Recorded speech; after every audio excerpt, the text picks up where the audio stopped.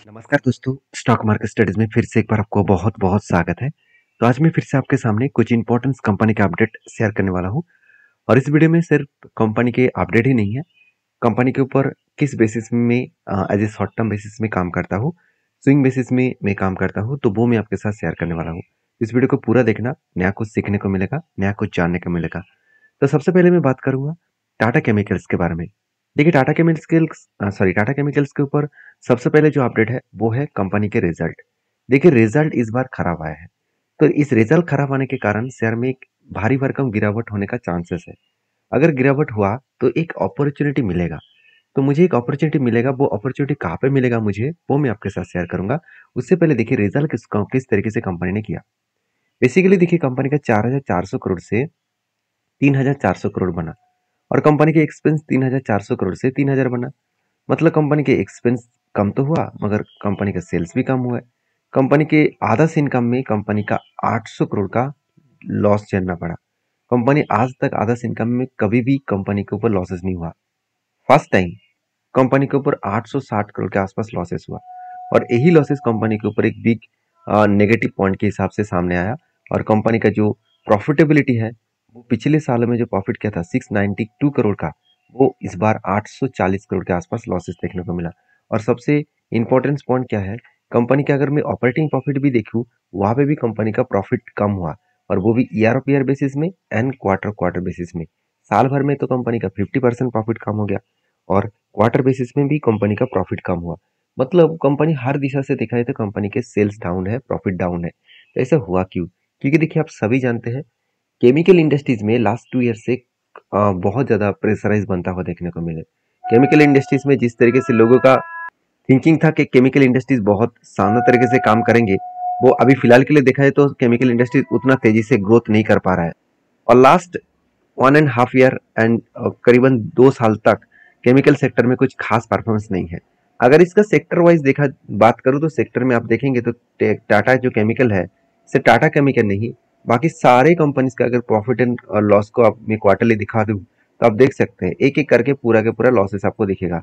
और सबसे बड़ी बात है मीडियम जो 105 केमिकल कंपनी है, वो सारे केमिकल्स कंपनी का अगर एवरेज देखा जाए तो वहाँ पे भी आपको 9 करोड़ के आसपास टोटल लॉसेस देखने को मिला है। सॉरी 9% के आसपास टोटल लॉसेस देखने को मिला है। इसका मतलब क्या है? तो पूरा का पूरा सेक्टर में ही लॉसेस का सिचुएशन चल रहा है, और इसी कारण के वजह से कंपनी के ऊपर भी यहाँ पे लॉसेस देखने को मिला। तो बेसिकली कंपनी के ऊपर सारे पॉइंट्स मैं आपके साथ शेयर कर चुका हूँ। अभी एक पॉइंट्स और भी दिखाना बाकी है, वो देखना बहुत जरूरी है, क्योंकि इस खराब टाइम में भी कंपनी के रिजर्व कम नहीं हुआ। हाँ, एक चीज कंपनी ने बहुत शानदार किया, कंपनी का जो कर्जा ज्यादा था उस कर्जे को वो धीरे धीरे करके कम किया। पिछली बार 6,200 करोड़ का कर्जा था, वो इस बार कम होकर 5,500 करोड़ बन चुका है। मतलब कंपनी का कर्जा बहुत हद तक कम हुआ है। अभी कंपनी इस खराब टाइम में जब कंपनी का सेल्स डाउन है, प्रॉफिट कम है, प्रॉफिट नेगेटिव में चला गया, उस टाइम में भी कंपनी खुद के बिजनेस के ऊपर अच्छा खासा निवेश किया, 2,400 करोड़ 2,100 करोड़ के आसपास। और कंपनी के हाथ में कितना कैश है? कंपनी के हाथ में ऑलमोस्ट जो कैश है करीबन 640 करोड़ के आसपास। तो बेसिकली कंपनी का जो परफॉर्मेंस है वो आपके साथ शेयर किया गया है। अभी एज ए इन्वेस्टर कंपनी के साथ, प्रोमोटर के साथ, एफआईडीएस पब्लिक हर किसी के पास आपको अच्छा खासा निवेश देखने को मिल जाएगा।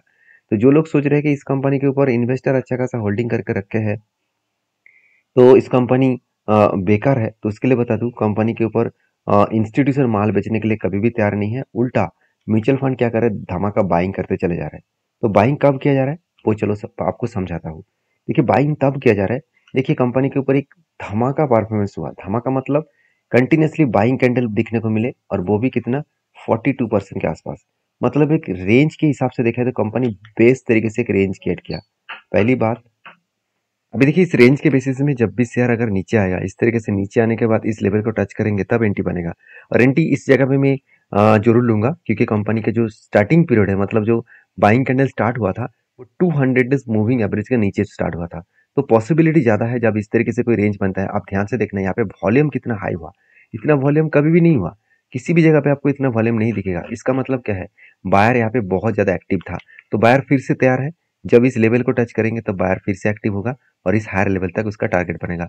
तो कहने का मतलब है आप सारी चीज़ों को समझिए, सीखिए, तो आपको पता चलेगा कि हाँ, किस तरीके से टेक्निकली चार्ट पैटर्न को यूज़ करके काम करके अच्छा खासा पैसा बना सकते हैं।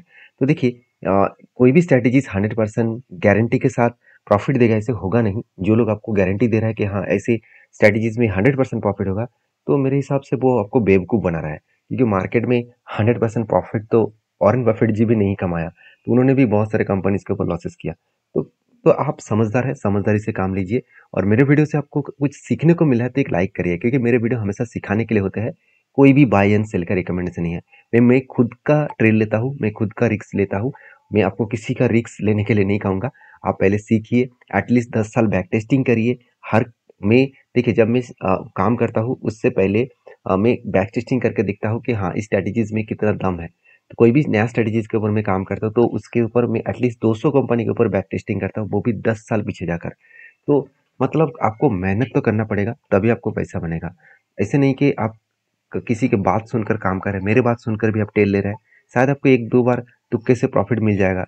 बाकी मेरा जो स्ट्रैटेजीज़ है, जब यहाँ से अगर मान के चलिए यहाँ पे बाय हो गया, उसके बाद एक फिर से करेक्शन हुआ, तो उसके बाद मैं क्या करता हूँ, क्या आपको आपको पता है? बिल्कुल नहीं ना। तो इसलिए आपको सबसे पहले समझना पड़ेगा सारी चीज़ों को। इसलिए मेरे साथ जुड़े रहिए, मैं आपको हर चीज़ समझाऊँगा और मेरे इतने सालों के एक्सपीरियंस आपके साथ शेयर करूँगा।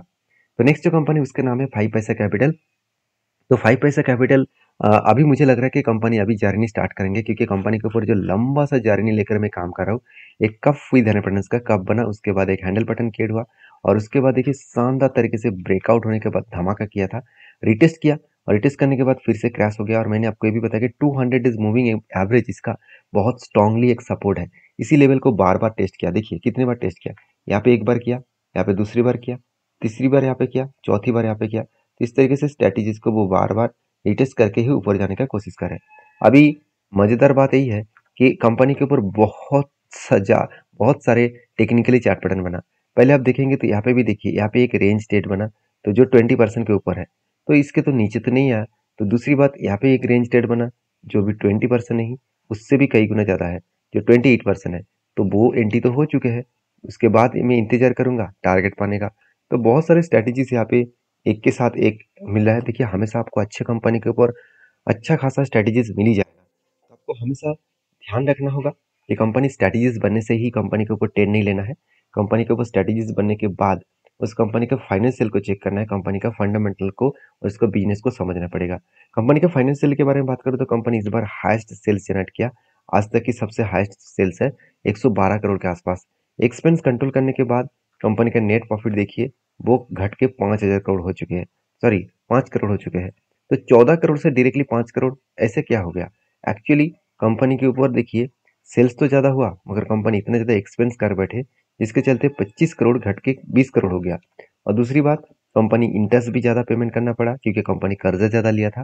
कितना कर्जा लिया आप देखेंगे, पिछले साल में कंपनी का कर्जा था सिर्फ 970 करोड़, उसके बाद बना था 1,000 करोड़, अभी 1100 करोड़। तो कंपनी ज्यादा कर्जा लिया, उसका मतलब इंटरेस्ट भी तो देना पड़ेगा और वही कारण की वजह से शेयर में एक प्रेशराइज देखने को मिला है।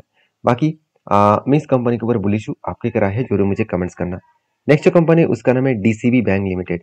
देखिए डीसीबी बैंक लिमिटेड बेसिकली देखा जाए तो एक प्राइवेट बैंक है और बेसिकली इस कंपनी का मार्केट कैप बहुत छोटा है, 4,000 करोड़ के आसपास है। तो इस कंपनी के ऊपर मुझे एक short basis swing basis trade मिला, जिसके लिए मैं आपके साथ शेयर करूंगा। मैं इस कंपनी के ऊपर ट्रेड क्यों ले रहा हूँ, सबसे पहले कंपनी का क्वार्टर रिजल्ट आपको दिखा दूं। देखिए इस बार कंपनी हाईएस्ट रेवेन्यू जनरेट किया और इंटरेस्ट भी पेमेंट करने के बाद, एक्सपेंस मिटाने के बाद कंपनी का नेट प्रॉफिट जो है वो देखेंगे तो 140 करोड़ से 155 करोड़ के आसपास देखने को मिला। मतलब कंपनी बेस्ट तरीके से कंपनी का नेट प्रॉफिट देखने को मिला है। और मजेदार बात आपको बता दूं, कंपनी का नेट एनपीओ जो है वो एक टाइम 2.5%, 3% के आसपास चला गया था, वो आज घट के हो चुके हैं 1% के आसपास, 1.11% के आसपास आ चुके हैं। मतलब कंपनी का जो एनपी है वो बहुत हद तक यहाँ पे कम हुआ है। तो इस बहुत हद तक कम होने के कारण कंपनी के ऊपर जो प्रेशराइज है, प्रेशराइज कम होता देखने को मिले, क्योंकि कंपनी कोई भी बैंक्स के ऊपर सबसे बड़ा दिक्कत वाला बात यही होता है कि कंपनी के ऊपर जो एनपीए होता है, एनपीए का मतलब है नॉन परफॉर्मिंग एसेट। इसके ऊपर मैंने डिटेल्स बहुत बार आपके साथ शेयर किया हूँ और मैं इस कंपनी के ऊपर एज ए इन्वेस्टर के हिसाब से बात करूँ तो कंपनी को पूरा ध्यान से देखना कि प्रोमोटर के पास तो होल्डिंग ना के बराबर है, 14% के आसपास है। बाकी म्यूचुअल फंड ने अच्छा खासा होल्डिंग उठाया 20%, और एफएस के पास 12% के आसपास होल्डिंग है। और बाकी देखिए जो डोमेस्टिक इन्वेस्टर है उसके पास कितना होल्डिंग है, 8.5% के आसपास। तो बेसिकली पब्लिक के पास ज़्यादा होल्डिंग है, क्योंकि कंपनी छोटा है तो इसलिए पब्लिक इस कंपनी के ऊपर टूट पड़ेंगे। तो कंपनी इसके ऊपर जो टेक्निकली चार्ट पैटर्न बना उसके बारे में चर्चा करूँ, देखिए ध्यान से देखना। मुझे एक शानदार ट्रेड मिला। वो ट्रेड कुछ इस तरीके से है, मैं पहले बोल चुका हूँ स्ट्रेटेजीज को भी मैं बहुत बार काम करता हूँ। तो यहाँ पे देखिए एक रेंज बने, 1 2 3 4 चार चार ग्रीन कैंडल बने, और वो भी 20% के रेंज के बेसिस में। तो इस 20% रेंज के बेसिस में जब ग्रीन कैंडल बने तो इसमें काम मैं किस तरीके से करता हूँ। पहले देखिए शेयर में नीचे आना पड़ेगा, इस लेवल को टच करना पड़ेगा जहाँ पे बाइंग कैंडल स्टार्टिंग हुआ था। तो इस स्टार्टिंग जगह पे मैं एंट्री लूंगा और मेरा टारगेट रहेगा जहाँ पे बाइंग कैंडल हाई किया, तो इस लेवल तक मेरा टारगेट रहेगा। इसका मतलब इस रेंज को आपको हमेशा फॉलो अप करना है। अगर कंपनी का परफॉर्मेंस है, इस तरीके से रेंज बन रहा है, तो वो एक अपॉर्चुनिटी है। अगर कंपनी का परफॉर्मेंस अच्छा नहीं है और इस तरीके से रेंज बन रहा है, तो वो अपॉर्चुनिटी नहीं है, वो आपको फंसा सकते हैं। तो प्लीज़ सोच समझ कर स्टडी करके काम करना। मेरा काम है सारे पॉइंट्स आपके साथ शेयर करना, आपका काम है उस पॉइंट को वेरीफाई करके काम करना। तो नेक्स्ट जो कंपनी है उसके बारे में बात करूँ, उसका नाम है बालाक्सी फार्मास्यूटिकल्स कंपनी। तो लिमिटेड जो है वो करीबन 700 करोड़ का कंपनी है, और कंपनी एक बिग अपडेट दिया है। वो अपडेट में आपके साथ शेयर करूंगा, वो है स्प्लिट का। तो 30 ओम में कंपनी खुद का फेस वैल्यू को 5 रुपये का, सॉरी, फेस वैल्यू 2 रुपये करने वाला है। इसका मतलब हर एक के बदले कंपनी आपको 5 शेयर देने वाला है। तो जो लोग इस कंपनी के ऊपर एक्स्ट्रा बेनिफिट पाना चाहते हैं तो डीपली इस कंपनी के ऊपर रिसर्च करिए, आपके सेबी रजिस्टर्ड एडवाइजर के साथ बातचीत करिए, उसके बाद काम करिए। क्योंकि मेरे तरफ से किसी भी कंपनी के ऊपर बाई सेल का रिकमेंडेशन नहीं है। मेरा काम था सारे इन्फॉर्मेशन आपके साथ शेयर करना, आपका काम है उस इन्फॉर्मेशन को वेरीफाई करके काम करना, क्योंकि मैं कोई सेबी रजिस्टर्ड पर्सन नहीं हूँ, तो इसीलिए मैं आपको रिकमेंडेशन नहीं कर सकता। तो मिलते हैं नेक्स्ट वीडियो में, तब तक के लिए धन्यवाद।